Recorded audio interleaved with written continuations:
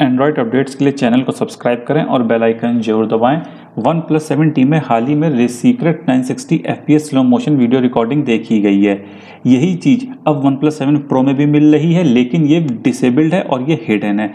इसको इनेबल करने के लिए आपको सबसे पहले मॉडिफाई करना होगा कैमरा इन्फो -0.xml को और कैमरा इन्फो -5.xml को स्टॉक कैमरा ऐप में। उसके बाद आपको एक नई स्ट्रिंग ऐड करनी होगी वीडियो 960 fps साइजेस से और इसकी वैल्यू सेट करनी होगी 1280x720।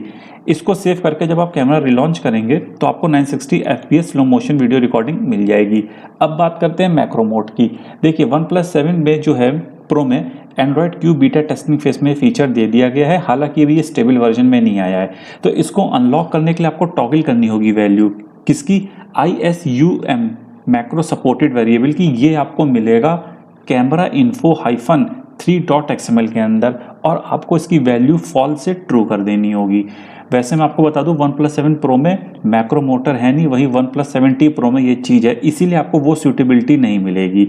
इसको यूज़ करने से पहले आपके पास लेटेस्ट बीटा वर्जन होना चाहिए OnePlus कैमरे का, जो V3.10.17 या उससे हायर होना चाहिए। ठीक है, रूट एक्सेस मैंडेटरी है। आप चाहें तो प्रेफरेंस मैनेजर भी यूज़ कर सकते हैं। वीडियो लाइक करें, चैनल सब्सक्राइब करें और बेल आइकन जरूर दबाएं।